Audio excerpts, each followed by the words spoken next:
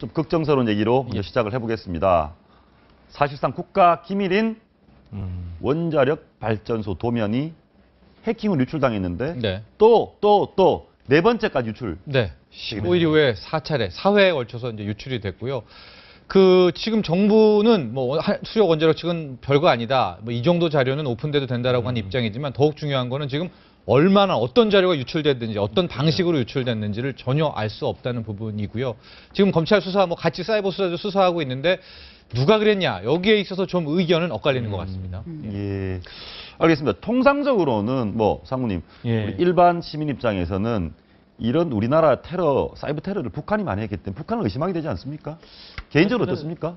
저는 사실 이런 것들이 굉장히 어려운 겁니다, 이게. 왜냐하면 예. 사실 북한에서 했다 하더라도 북한 지역에서 하는 것이 아니라 다른 데서 할 수도 있는 거고요. 예. 더 중요한 거는 이런 일이 생길 수 있게끔 미리 사전에 대비가 돼야 된다고 생각을 하거든요. 특히 우리나라 같은 경우는 이제 자원이 없기 때문에 석유 같은 경우를 100% 수입하는 국가다 보니까 전기 공급 정책에서 원전 정책을 펼치고 있는 나라이기 때문에 예. 당연히 그 기술적인 뿐만이 아니라 보안적인 측면도 같이 가야 되는데 이런 부분도 너무 좀 불비하지 않나 이런 느낌을 가지게 됩니다. 그러나 우리 소장님, 네. 사실 그 여론주도 의외로 아주머니들입니다. 그렇죠. 40대, 50대 아주머니들. 아주머니들은 국가에 이렇게 기밀이 어이없이 노출당했다. 이런 생각하면 아주머니들 모이시면 어떤 얘기 하세요?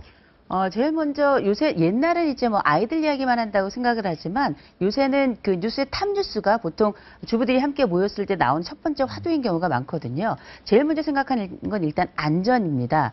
문제는 이제 예측이 가능한 거는 우리가 이건 앞으로 이렇게 될지 모르겠다 혹은 이렇게 되겠다 이렇게 생각을 하지만 지금 이 건 같은 경우에는 사실은 이 기관에서는 전혀 모르는 상태였고 오히려 해커 집단에서 우리가 이렇게 해킹했으니까 우리를 좀 봐라. 그런데 이쪽에서는 무조건 뭐 중요한 거는 안 나갔다 이야기하지만 해킹 사실 자체를 알 수 없는 알지 못했던 기관에서 어디까지가 안전이라고 보장할 수 있겠는가 정말 걱정된다. 앞으로 어떻게 살아야 되냐 심지어 이민 가야 되느냐 뭐 이런 얘기도 나올 정도입니다. 이민까지. 야, 우리나라 이 아이들 열심히 가르쳐야 되고 챙겨야 되는 주부들까지 국가의 미래를 고민해야 되는 이런 상황. 그런데 해커의 정체를 예. 돈까지 요구했다면서요? 그렇습니다. 그래서 해커의 정체가 좀 많이 헷갈리고 있는데 당초에 이제 전형적인 원전 반대 그룹이다라고 압축 수사를 해서 들어갔는데 돈을 그 대목이 뭐냐면은 돈은 어느 정도 부담하셔야 네. 할 듯이라는 제의를 했거든요. 근데 원전 반대 그룹은 절대 돈을 요구하지 않습니다. 대의 명분을 예, 하기 예, 때문에. 예. 그래서 지금 두 번째 이 대상이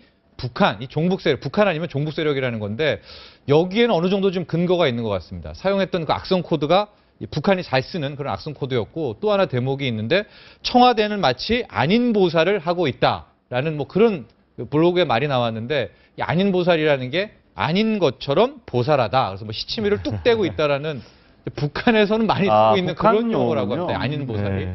그래서 지금 어쨌든 사이버 수사대 검찰 측도 전형적인 원전 반대 그룹에 의한 해킹 또 하나는 북한의 소행 이렇게 투 트랙으로 수사를 하고 있는 것 알겠습니다. 이번에 소니 해킹 사건, 미국이 오바마 그쵸. 대통령이 굉장히 있으니까. 화가 나 있는데 예.